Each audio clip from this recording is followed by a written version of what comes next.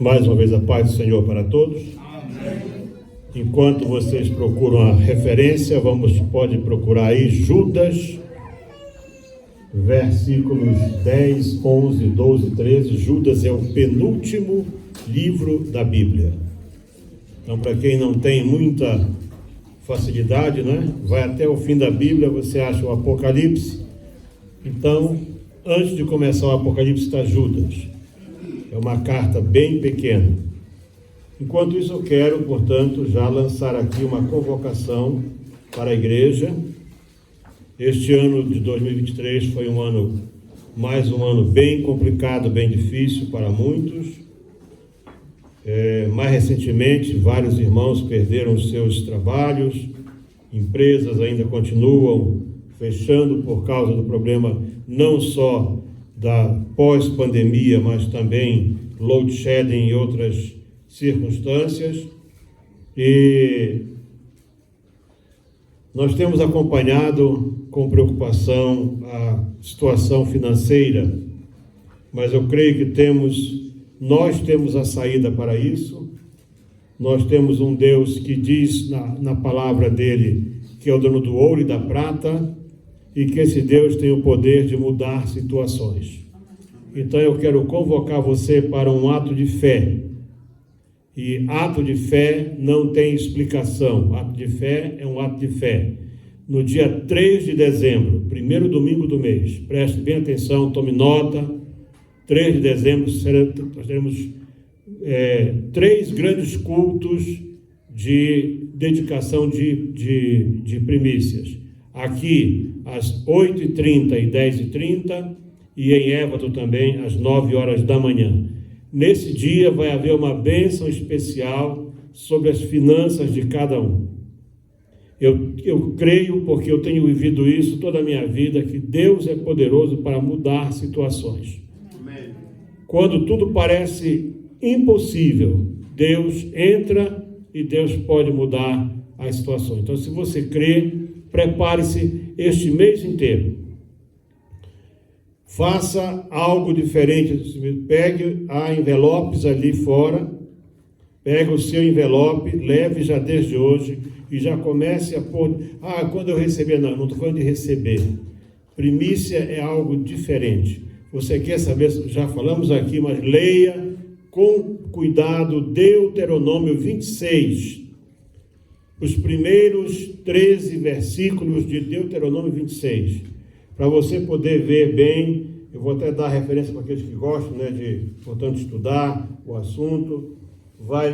Pode ler todo o capítulo, mas os primeiros 11 versículos são especiais. E a partir do versículo 12 tem a oração que, segundo os rabinos, é a oração que move o braço de Deus. Então, nós temos que crer que a palavra de Deus é a verdade. Amém. E Deus vai mudar a situação. Temos pessoas que estão agora mesmo, perderam o emprego, estão com situação difícil, e nós estamos orando para Deus quebrar isso em nome de Jesus. Amém? Amém. Bom, eu creio que já tem todos a sua Bíblia aberta. Estes, porém, dizem mal do que não sabem, e naquilo que naturalmente conhecem, como animais irracionais se corrompem. Isso aí é Judas escrevendo para a igreja. Ai deles, porque entraram pelo caminho de Caim, e foram levados pelo engano do prêmio de Balaão, e pereceram na contradição de Coré. Estes são manchas em vossas festas de amor, banqueteando-se convosco e apacentando-se a si mesmos sem temor. São nuvens sem água, levadas pelos ventos de uma para outra parte. São como árvores murchas, infrutíferas, 2 vezes mortas, desarraigadas. Ondas impetuosas do mar, que escumam as suas mesmas abominações. Estrelas errantes, para os quais está eternamente reservada a negrura das trevas. Eu espero que você tenha acompanhado a leitura, porque eu lembro que em alguma altura nesse ano eu introduzi este assunto aqui, mas hoje, especialmente, eu nem tinha ideia, né? O Espírito Santo, assim que cheguei aqui, o Espírito Santo me cobrou esse assunto e eu tenho que falar sobre ele para a igreja. A Bíblia nos fala, nesse contexto, portanto, aqui, de 3 tipos de comportamentos que levam o homem ao caminho do engano e da perdição eterna. Poucas vezes você vai ver na Bíblia, num espaço tão curto, Deus mostrar escolha, pecado e juízo. E esse moço, Judas, do qual temos pouca informação, apenas que ele era um dos irmãos do Senhor Jesus, escreveu uma carta pequena para a igreja, mas uma carta muito, muito profunda. E ali ele não apenas apontou os problemas do presente que ele vivia, mas a partir dos erros do passado, como também especificou, deixou claro qual seria, portanto, o preço disso, que juízo Deus traria. Então, a Bíblia, nesse texto que nós lemos, esses 4 versículos, ou essa parte, né, da carta de Judas, nos fala desses 3 tipos de comportamento, que são o comportamento de Caim, que está lá em Gênesis, de Balaão, que está em Números, e de Coré, que também está no livro de Números. 3 personagens que tiveram contato com Deus. O primeiro, Caim, foi o primeiro homem a ser gerado na terra. Foi o primogênito de toda a raça humana. Primeiro homem a ser gerado na terra. Balaão, que era um profeta que morava nessa região onde está ali hoje o Iraque, ele morava ali, ele era arameu também, morava na região de Arã, mas a Bíblia diz que ele era um profeta. E tanto era que Deus usou lá em Números para entregar profecias que até hoje estão se cumprindo. E Coré, que era levita, de uma família escolhida para cuidar do santuário, portanto, homens que tinham contato com Deus. Não estou falando de pessoas que viviam no pecado, no mundo, pessoas que desconheciam aquilo que Deus é. Mas cada um deles, numa altura da sua vida, precisou fazer uma escolha. E fez a escolha errada. E Judas juntou os 3 aqui.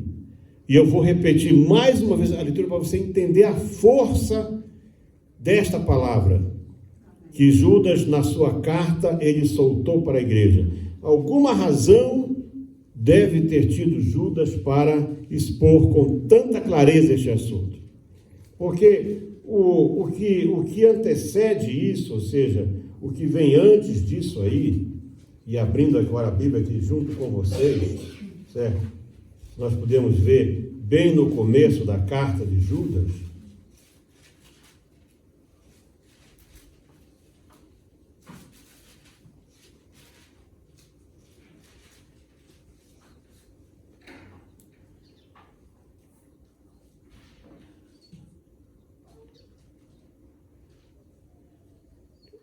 ele diz assim no versículo 3: Amados, procurando eu escrever-vos com toda a diligência acerca da comum salvação, tive por necessidade escrever-vos e exortar-vos a batalhar pela fé que uma vez foi dada aos santos. Porque se introduziram alguns que já antes estavam escritos para este mesmo juízo, homens ímpios que convertem em dissolução a graça de Deus. E, enfim, Judas vai, portanto, dando aqui uma breve descrição da razão pela qual ele escreve essa carta.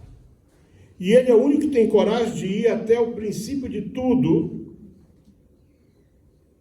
aquilo que aconteceu lá no começo da história da humanidade, antes de que o homem, portanto, passasse pelo juízo do dilúvio.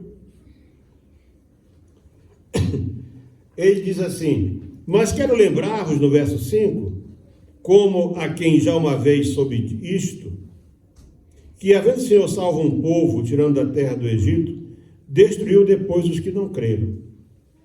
Que fala, portanto, aqueles 40 anos de peregrinação, quando toda aquela geração que saiu do Egito morreu. 603.500 homens e suas famílias morreram. É o que Judas diz aqui, para mostrar claramente que Deus sabe como julgar. Ele é o único, além de Pedro, que tem a coragem de falar do pecado dos anjos, do grande pecado, não no céu, mas aqui na terra, aqui no versículo 6. Também ele fala do juízo sobre Sodoma e Gomorra.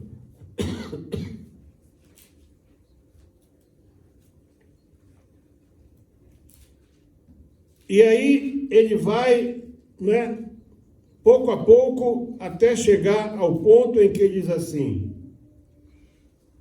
estes, porém, dizem mal do que não sabem. Quem são estes? São aqueles que se introduziram na casa de Deus, no meio do povo de Deus, e começaram, portanto, a colocar dentro da casa de Deus essas falsas doutrinas, os seus ensinamentos errados, e desviando o povo do Senhor. Por exemplo, quanta gente morreu por causa do erro de Caim? Milhares morreram. Não foi só Abel.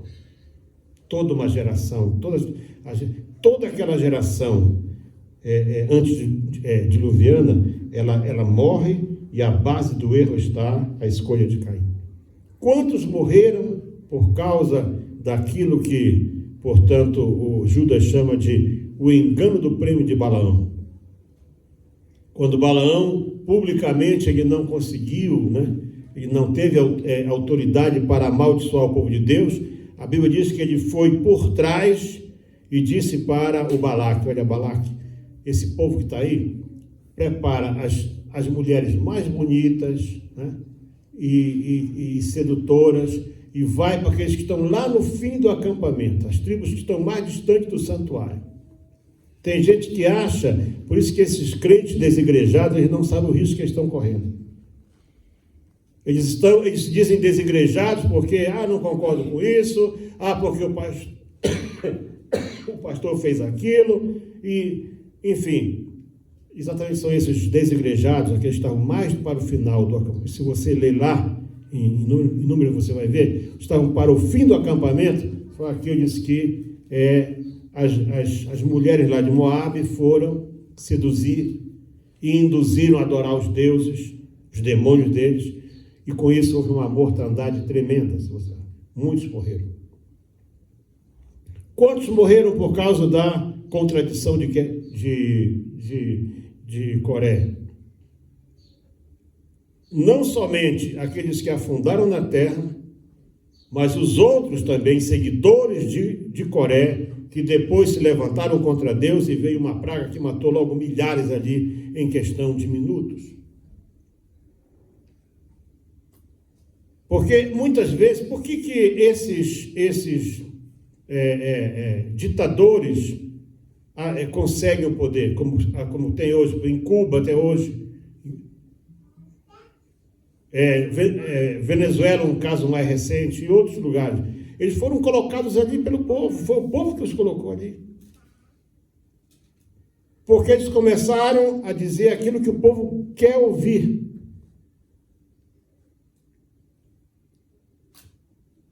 Se você observar, cada um deles teve sempre um bom discurso. Mas Judas diz assim: estes, porém, referindo-se, portanto, a toda esta panelinha que ele traz aqui, desde o versículo 3, que junta tudo o que aconteceu antes, estes dizem mal do que não sabem, e naquilo que naturalmente conhecem, como animais irracionais, se corrompem. Ai deles, porque entraram pelo caminho de Caim. Qual foi o caminho de Caim? Vamos parar bem aqui primeiro para entender. Qual foi o caminho de Caim? Eu digo sempre, eu disse centenas de vezes aqui para vocês,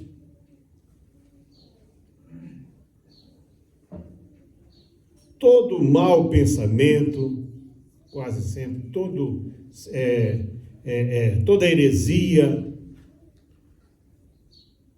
todo fanatismo religioso, quase sempre começa num coração sincero. Supomos nós que eram apenas 4 pessoas na Terra, podia ser muito mais. Podia, e talvez fosse muito mais gente, que não sabe quantas filhas, né, que Adão e Eva tiveram. Mas diz a Bíblia que, num dado momento, ao cabo de dias, essa expressão cabo de dias pode ser muitos anos se passaram, e Caim trouxe uma oferta ao Senhor. Vamos lá para o começo da Bíblia? Vamos lá para o começo da Bíblia. Para nós podermos entender o que é o caminho de Caim. Aqueles que gostam sempre de tomar notas, né? O título desta mensagem, né? Ou dessa série, que eu não sei quantas vão ser, nem sei se vão ser, seria seguidor de Caim ou descendência de Adonai? Que tipo de cristão é você? No capítulo 4, portanto, Adão conhece a sua mulher como esposa, eles têm relacionamento íntimo, e daí, portanto, nascem 2 filhos, que, segundo os historiadores, eles eram, né, possivelmente, né, talvez fossem gêmeos, mas não há indicação. E diz assim a palavra do Senhor: e conheceu Adão a Eva, sua mulher, capítulo 4, e ela concebeu e teve a Caim e disse: alcancei do Senhor um varão. E teve mais a seu irmão Abel. Essa expressão, e teve mais, pode dizer que dá a entender de que eles eram gêmeos, né? Mas só que o Caim era o primogênito. E Abel foi pastor de ovelhas e Caim foi lavrador da terra.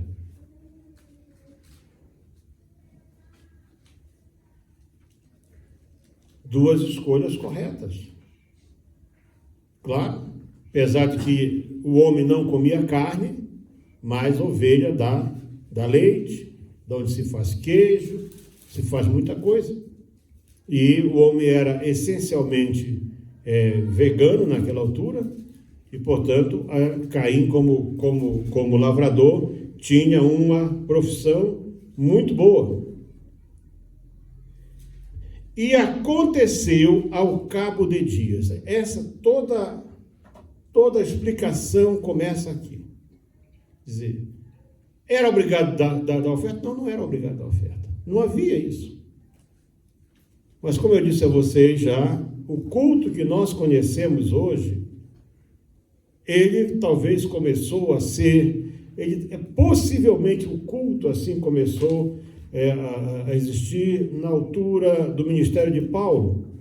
A primeira referência que nós encontramos de louvor no culto, dentro da Bíblia, que eu conheço, pode ter outra, eu não sou profundo conhecedor, nem sei tudo, mas a primeira que eu vejo de alguém cantando no culto é quando, ali na segunda carta de Paulo aos Coríntios, Paulo diz que ele mandou para as igrejas lá da Macedônia, né?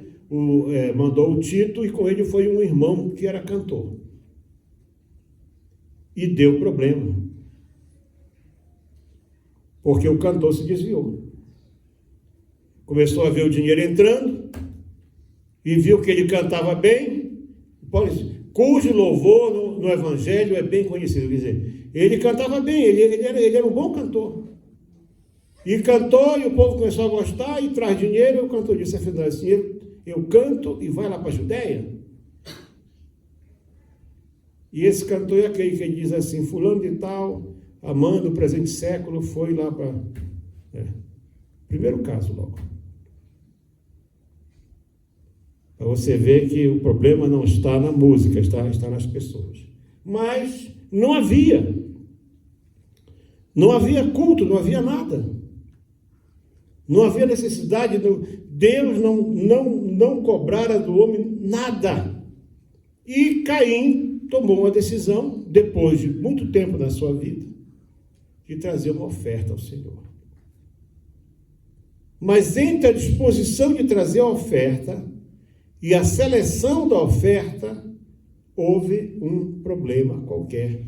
Porque diz a Bíblia que o Senhor não aceitou a oferta dele. Diz aqui, trouxe do fruto da terra uma oferta ao Senhor. Ele era lavrador, claro, ele trouxe daquilo que ele produzia. E Abel também trouxe, mas aí já há uma referência aqui. Você tem que buscar os detalhes da Bíblia. Dos primogênitos, das suas ovelhas e da sua gordura, ou seja, ele não apenas trouxe primícias, mas trouxe o melhor das primícias. Tinha aquele cordeirinho magrinho, sequinho, meio assim, né? Não, esse aí para Deus não serve. Eu vou levar primícia boa para Deus. Por que primícia também é sacrifício? Porque você, por exemplo, ele tinha, imagina quantas fêmeas tinha o rebanho de Abel? Talvez dezenas, centenas. Devia, talvez, dezenas, centenas de cordeirinhos, mas ele foi e selecionou os melhores para Deus. Oferta queimada, holocausto. Você entrega tudo para Deus. O problema que as pessoas fazem hoje, quando elas fazem certos compromissos de fé, que elas dizem que estão trazendo uma oferta, é que elas estão trazendo uma oferta já com a predisposição de receber uma bênção em troca. E não é assim que a coisa trabalha. Porque você observa bem que que enquanto diz que Caim trouxe do fruto da terra, até aí, normal. Mas onde começa a separação? Quando a mesma pessoa diz assim, mas Abel também trouxe dos primogênitos das ovelhas e da sua gordura. Então Deus olhou, eu calculo que foi na mesma hora e no mesmo lugar. Eles eram irmãos. Quem sabe o Caim disse, eu vou levar uma oferta para o Senhor. Abel disse, ótimo, eu também vou. E ali diz que isso é que é importante. E atentou o Senhor para Abel. Essa questão atentar não é só olhar, não é só prestar atenção, não. Diz assim, que Deus examinou a oferta, atentou o Senhor para Abel e para a sua oferta. Deus olha primeiro para o homem, para o interior do homem, e depois é que Deus vai ver aquilo que o homem trouxe. Então, não se iluda, você que está sendo enganado aí fora, com essas campanhas, não sei quantos, 300 dias, não sei do que, para fazer isso. Não é assim que a coisa funciona, você não vai enganar Deus. Deus é Senhor, Deus conhece o coração do homem. Então diz aqui claramente que ele olhou e ele, primeiramente, ele recebeu Abel e depois de Abel recebeu a oferta. Por quê? Porque a atitude veio antes. Eu vou levar para Deus o melhor. Ele podia ter trazido 200 cabritos, 200 cordeirinhos, entre bonitinhos e feiosos. Não, ele trouxe o melhor. Enquanto você não puser na tua cabeça que se você quiser que Deus se agrade de ti, você tem que buscar e consultar o coração de Deus mesmo, até se humilhar para perguntar e saber, Senhor, o que é o melhor que eu posso dar para ti? Não falo de dinheiro, gente, porque Deus não se deixa comprar. Deus não come carne de cabrito, nem de ovelha. Deus não come manga, nem abacate, nem goiaba, Deus não come fruta, Deus não come nada disso. Mas Deus estava olhando o quê? A atitude. Essa expressão, dizem mal do que não sabem e naquilo que naturalmente conhecem, como animais irracionais se corrompem.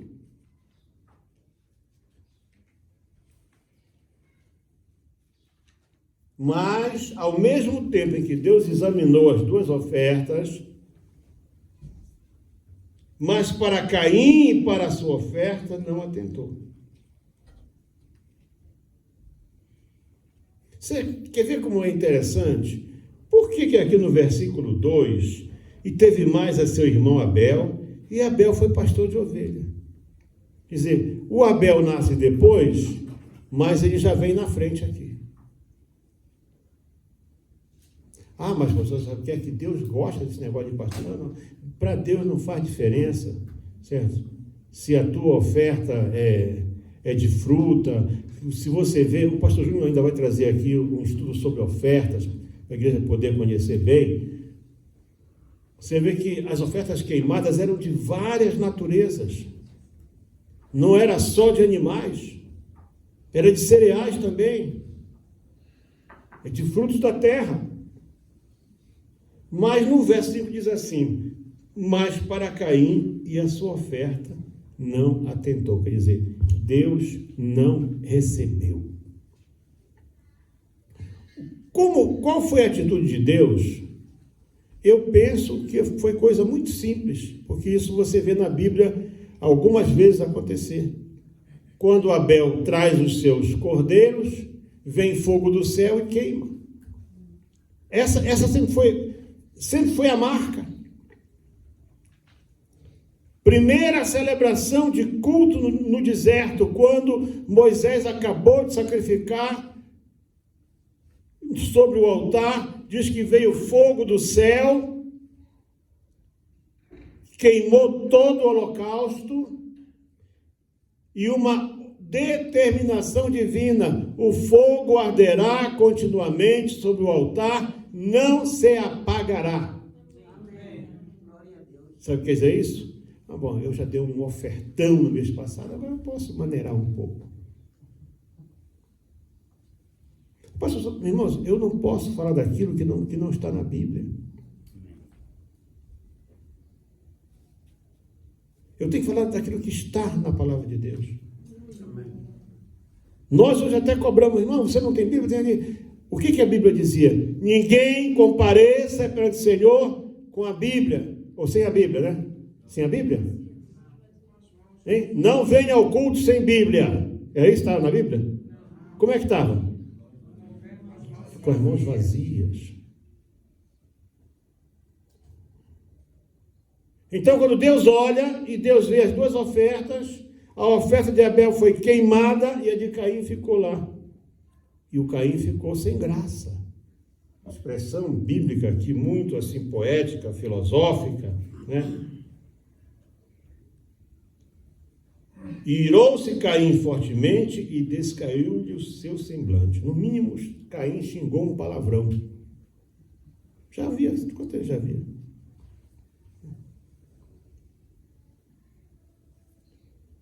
o Abel volta para a sua vida, fica só ali os dois, ali.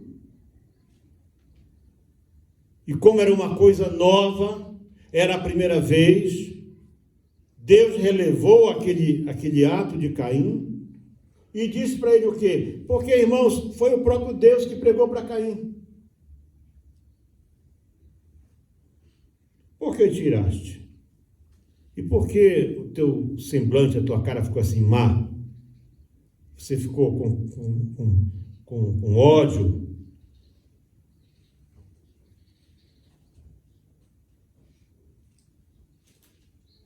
Se tu fizeres bem, se houver mudança na tua vida, se você mudar, se você deixar de ser egoísta, se você puser na tua cabeça que eu não como fruta, mas também fruta velha, podre, bichada, você me trouxe coisas que não servem.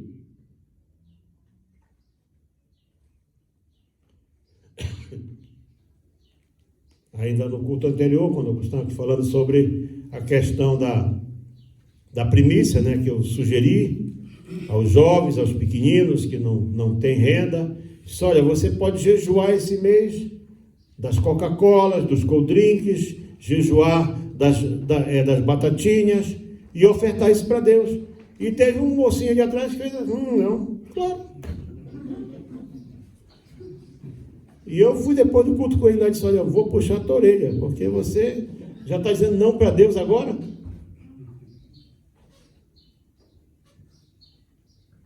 Então, aí é que está a diferença. A diferença está nos pequenos detalhes.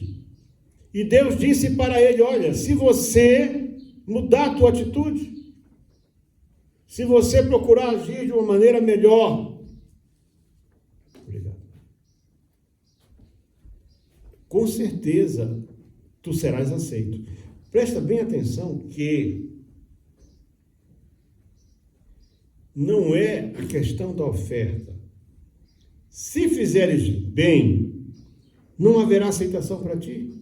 Quer dizer, Deus não está preocupado com manga, com banana, com dólar, com euro, com libra, com real, com peso. Não. Deus está preocupado com o coração da pessoa que está trazendo aquilo para Ele. Deus está dizendo, olha, se você mudar a tua atitude, tu vai ser aceito.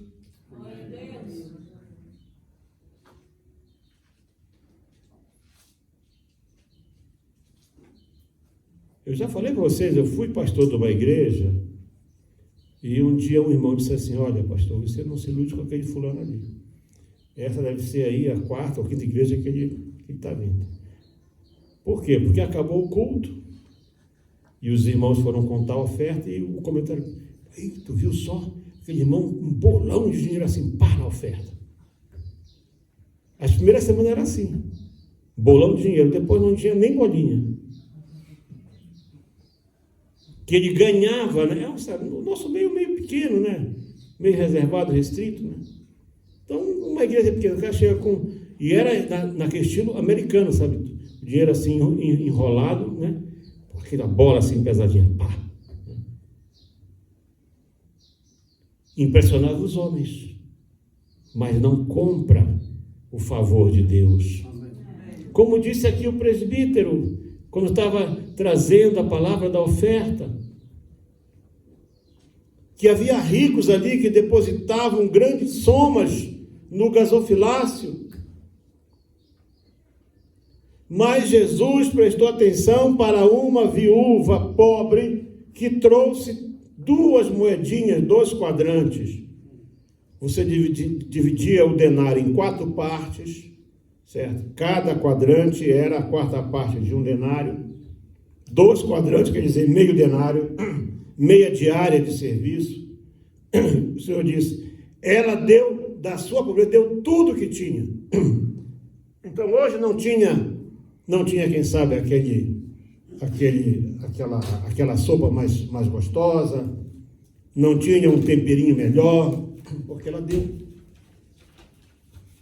Então Deus não destacou os milhões ou milhares que alguém pôs, porque esses deram aquilo que não faz falta. Então, o princípio para agradar a Deus é levar, é trazer para Ele algo que você sabe, será que Deus vai se agradar disso?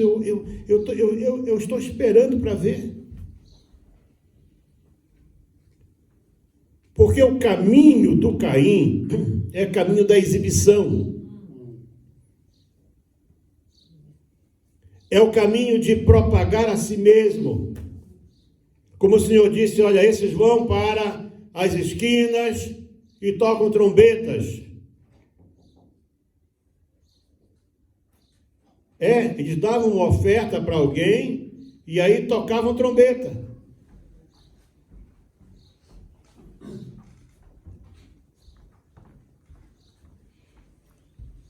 Está vendo aqui o grande benemérito? Essa coisa de grande benemérito que a língua portuguesa, lamentavelmente, dá um destaque. Isso aí na Bíblia é zero. Quem é o grande benemérito? Comendador Joaquim José da Silva Xavier Ramos de Oliveira, 300 nomes, certo? Mandou um cheque de 500 mil euros para a casa dos desgraçadinhos, não sei do que é aquilo lá. Grande benemérito. Para os homens. Mas Deus não está olhando o tamanho, Deus está olhando lá dentro. Amém. O que está motivando? É isso que Judas quis trazer para a igreja. Aleluia. Quando ele começa com este assunto.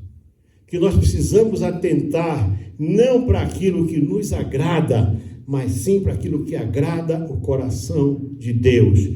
Estes, porém, dizem mal do que não sabem.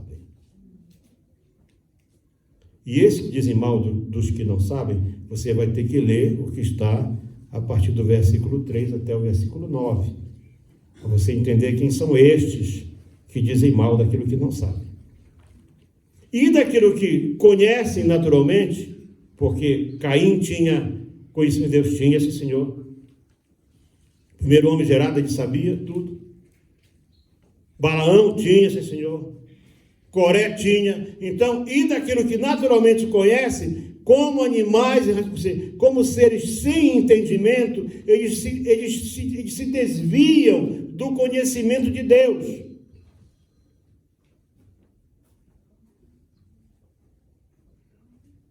Naturalmente se corrompem, quer dizer, virou uma coisa natural para eles.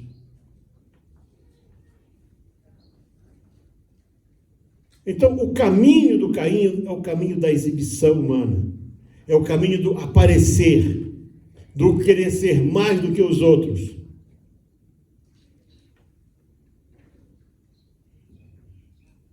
Eu não cheguei nem na introdução ainda, meu irmão.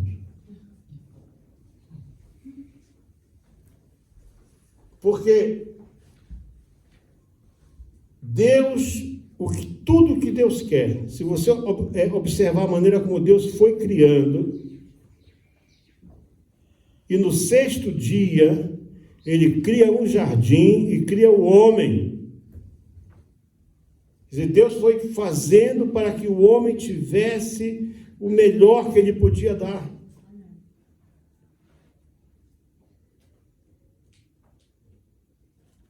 A maneira como nós recebemos isso que se chama a natureza adâmica, ou seja, a natureza do homem natural, é porque nós fomos gerados no ventre de uma mulher.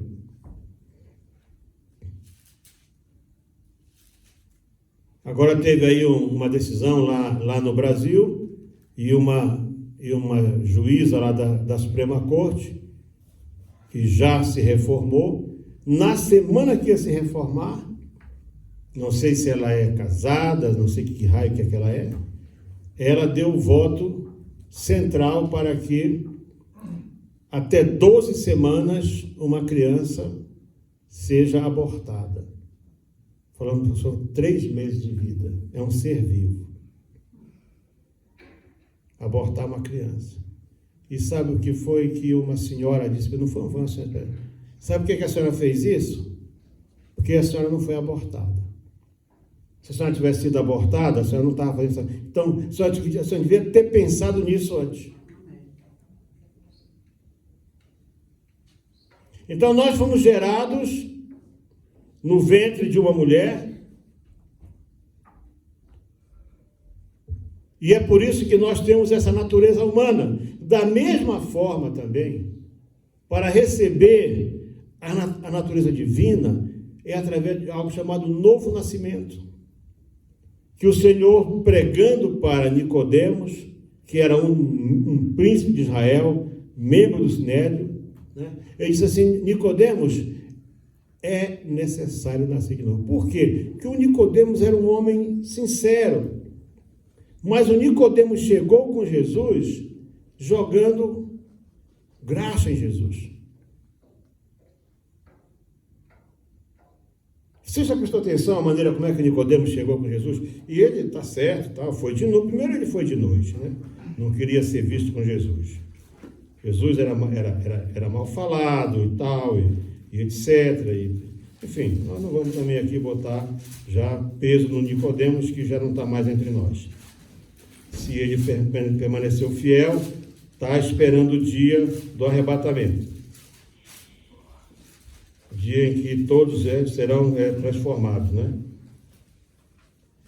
Capítulo 3 de João diz assim: e havia entre os judeus, entre os fariseus, um homem chamado Nicodemos, príncipe dos judeus, e este foi ter de noite com Jesus e disse-lhe: Rabi, quer dizer mestre, sabemos que és mestre vindo de Deus.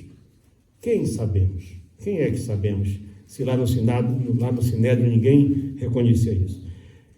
Porque ninguém pode fazer os sinais que tu fazes se Deus não... Ele chegou com uma lata de graxa e uma escovona e vou engraxar esse carpinteiro até ele ficar polido aqui. E o que é que o carpinteiro disse para ele? Oh, obrigado, Nicodemos, que bom, né? Você é um homem da sua postura. Disse, não, Nicodemos, precisas nascer de novo. Tu está no caminho do Caim. Tu ainda está igual somente quem foi gerado pela carne. Você acha que você vem dizer que eu sou bonitinho? Não, Deus não quer que diga que ele é bonitinho.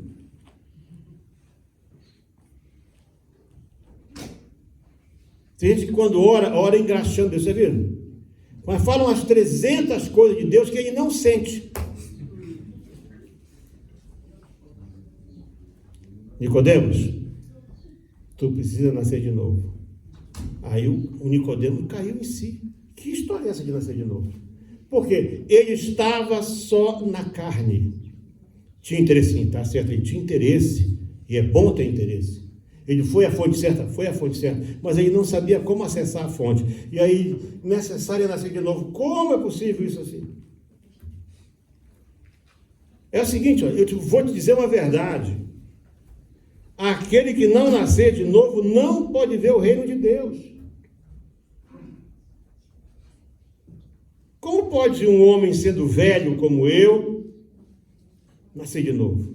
Eu tenho que voltar. Olha só, um sábio de Israel. Você veja a escuridão espiritual que vivia Israel, que um dos mestres de Israel não sabia separar o humano do divino. Acabou de dizer que Jesus era filho de Deus, Jesus era isso, era aquilo outro, só da boca para fora. Como é que eu vou fazer para entrar na barriga da mãe de novo? Não, Nicodemos. Jesus, quem nasce da carne é carne. Quem não nascer da água, que é a palavra, pelo poder da palavra, pela restauração da palavra, pela mudança que a palavra opera, quem não nascer da água e do Espírito não pode entrar no reino de Deus. Se você é do time que acha que vai impressionar Deus com oferta, que você vai conseguir que Deus olhe para ti, tá certo, uma parte da vida do do centurião romano eram ofertas que ele dava, não para Deus, para os pobres. E abençoava viúvas e órfãos. Ali não diz que ele chegou na sinagoga para dar nada. O anjo chegou assim, e disse para ele assim: Cornélio, as tuas orações e as tuas ofertas chegaram até o céu.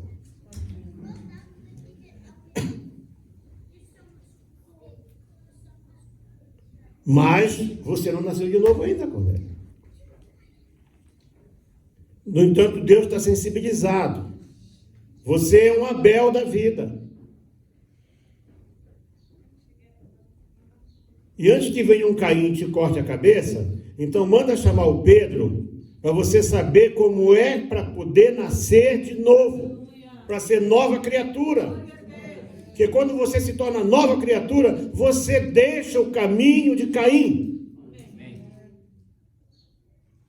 E passa a andar num novo caminho. O caminho daquele que disse: eu sou o caminho e a verdade e a vida, e ninguém vem ao Pai a não ser por mim. Aleluia.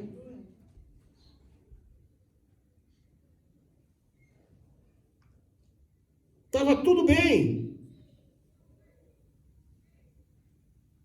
A produção estava boa.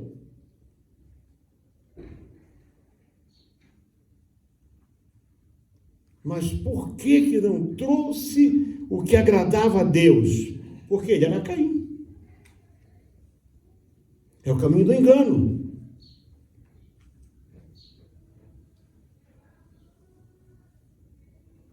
Prosperidade não é ter casa grande, não é ter carro do ano, não é ter barco, não é ter casa na praia, não, prosperidade é você ter a certeza de que você está andando e fazendo aquilo que agrada a Deus. Você vai para a tua cama, a tua consciência não te acusa, sabe? Você sabe que você não está com o dinheiro do órfão, da viúva, do jornaleiro, não. Você está fazendo aquilo que agrada ao coração de Deus.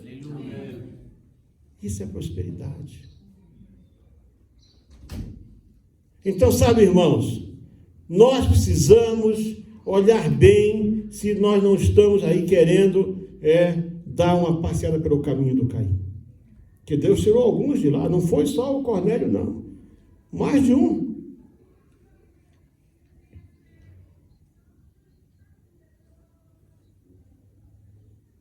Sabe que há uma coleção de viúvas na Bíblia, né, que nos dão exemplos, né?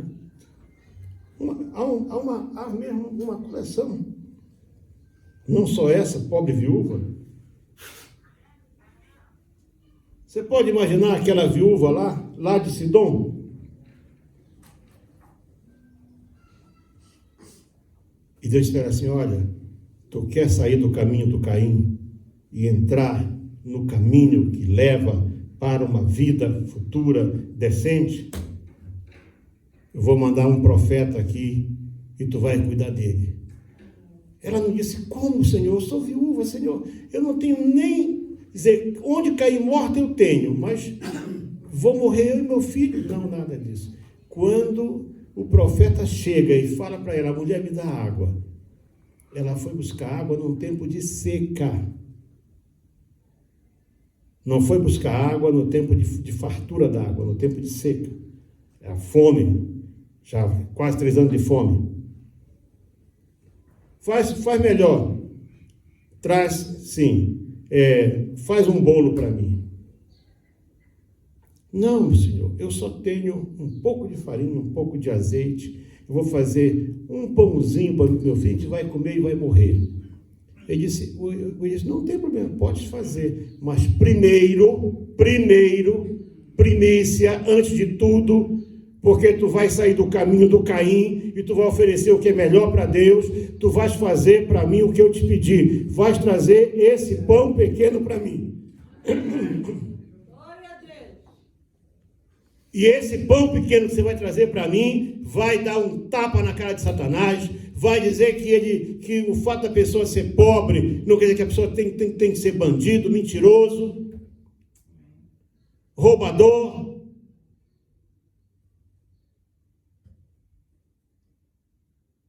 Onde é que está aquela pergunta? Roubará o homem a Deus? Como é possível isso? Deus disse, é possível sim. Me rouba no dízimo e nas ofertas. Vejam como Deus se importa com isso aí. E ela ficou olhando e disse, tem mais uma coisa. Aí agora vem a palavra do Senhor. O Senhor diz assim, não acabará o azeite da botija, nem a farinha na panela, até que o Senhor volte a mandar chover sobre a terra. Porque você saiu do caminho do Caim e você foi aceito na presença de Deus. Vamos estar de pé, irmão. Porque esse assunto é tão gostoso e eu não sei falar pouco. Então vamos. Assim eu estou cortando eu mesmo aqui. E para que vocês fiquem certos de uma coisa, eu apenas comecei a introdução. Graças a Deus. Como é bom a gente não passar da introdução.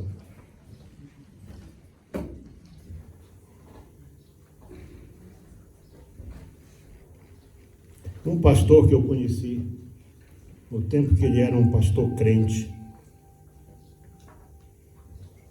do meu ponto de vista humano,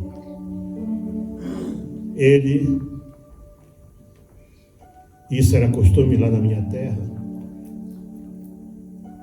começou a construir um templo gigantesco. Não é exatamente uma torre de Babel. Seria talvez o alicerce da torre de Babel. E o dinheiro faltou. E o que ele fez? Chamou o secretário de missões, disse assim, olha, esse mês não vai ter salário para os missionários.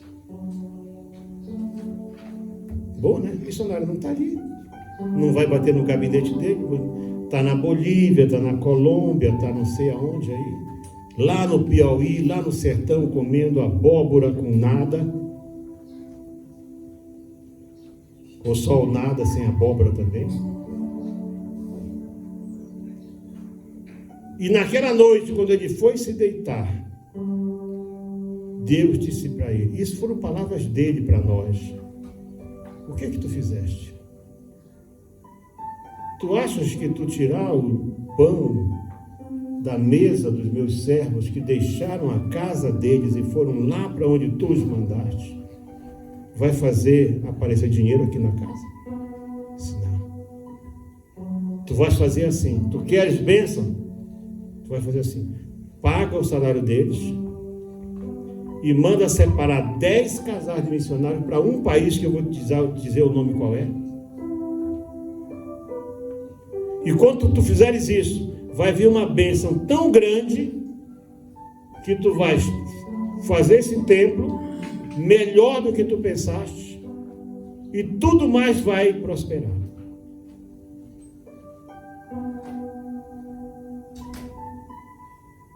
Irmãos, num espaço de pouco mais de 5 anos, porque ele fez isso, ele pagou os salários, não deixou ficar sem salário, os missionários estavam lá à distância, separou mais 10 casais, construiu-se um templo que hoje, 40 anos depois, ainda é um monumento, porque começou em 78, o templo terminou em 88, é um monumento, uma obra gigantesca, todo em mármore por dentro e por fora, 30 metros de frente, 60 metros de comprimento, 22 metros de altura.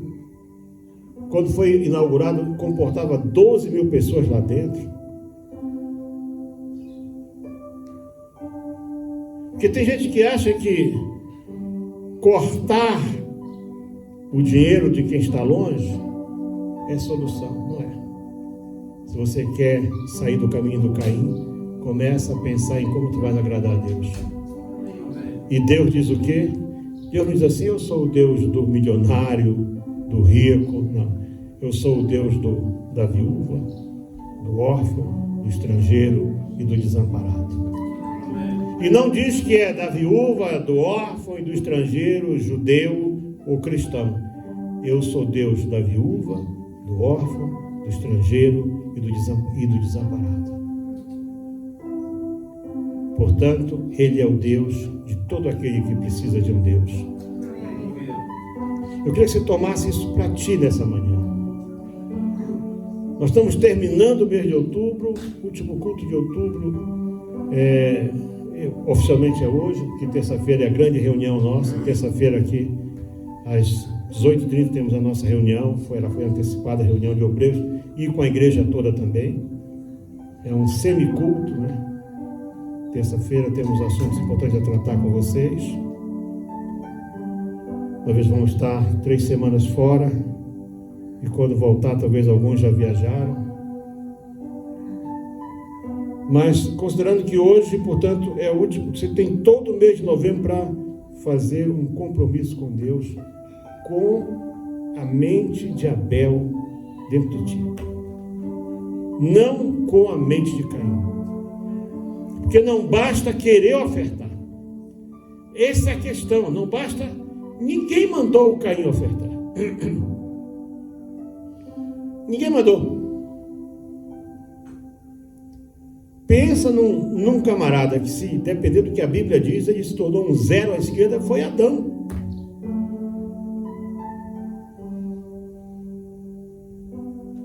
Que não se fala mais dele nada.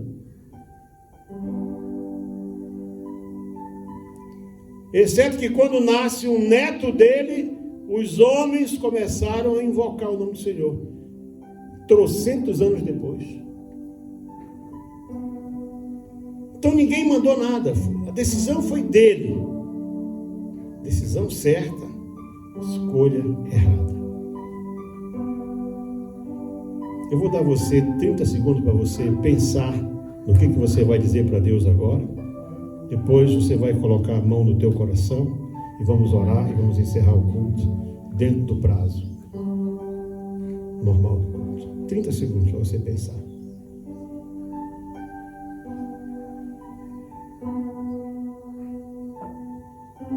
Ai deles, diz a Bíblia. Ai deles. Ai deles.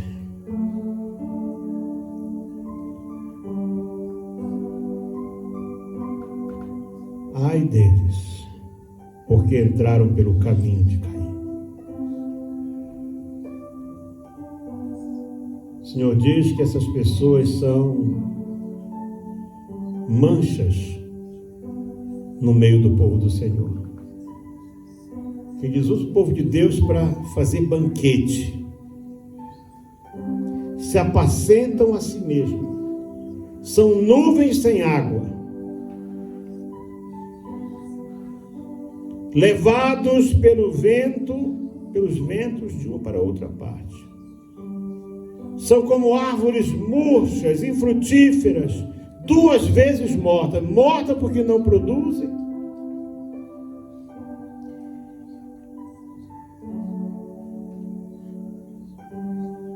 Desarraigadas, quer dizer, já não tem raiz.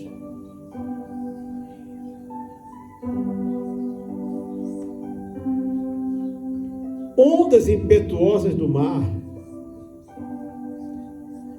estrelas errantes, e o juízo está aqui, para os quais está eternamente reservada a negrura das trevas. Pai Santo, em nome do Senhor Jesus, com muito temor, meu Pai, eu trouxe essa palavra ao teu povo nesta manhã, porque só o Senhor sabe a razão pela qual ela foi trazida. Te dando graça porque o Senhor tem me guardado de falar daquilo que eu mesmo quero. Eu quero, Senhor Deus, orar pelo teu povo que aqui está, pelo teu povo que estava aqui no culto anterior, pelo teu povo em Évato e em toda a face da terra, tantos quantos, Senhor Deus, ouviram esta mensagem, que eles possam abrir espaço na sua vida, deixar de lado suas convicções e possam, Senhor Deus, ouvir a voz do teu Espírito Santo, para terem suas vidas mudadas, seu coração transformado, possam nascer de novo e serem perdoados e recebidos por ti, em nome de Jesus. Amém. Terça-feira, 9 da manhã, né? oração. E terça-feira, às 18h30, a nossa grande reunião aqui com os obreiros.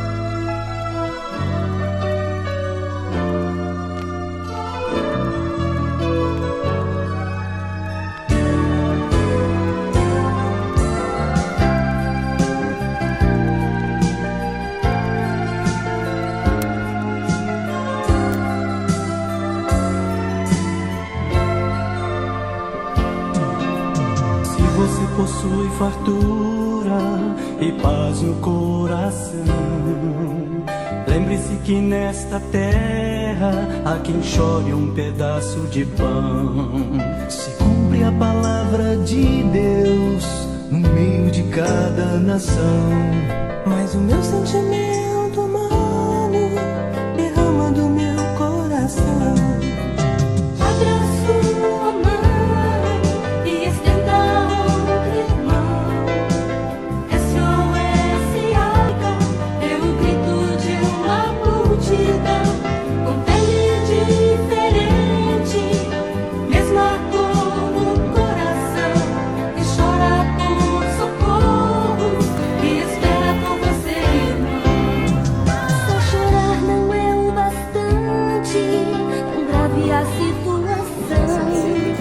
Preciso que se levante. Esse é o primeiro grupo de crianças que já chegou. Aqui nós temos algumas crianças menores que estão sentadinhas aqui. Outras estão aqui nas cadeiras. Não se vê que vem até com a mochila, ó. A pasta escolar está aqui, ó. Eles vão para a escola. Outros já vieram, tá ali, ó.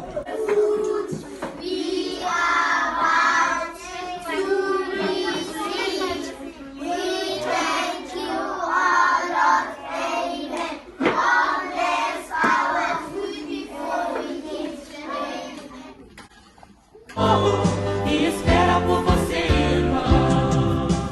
Se você possui fartura e paz no coração. Lembre-se que nesta terra há quem chore um pedaço de pão.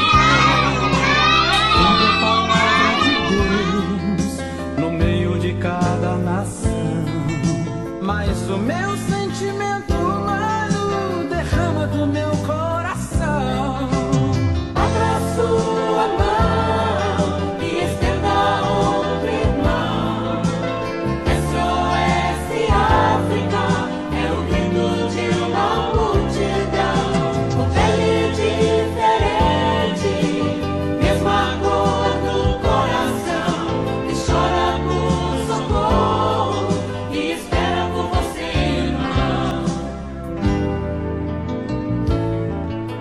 Só chorar não é o bastante, tão grave é a situação. É preciso que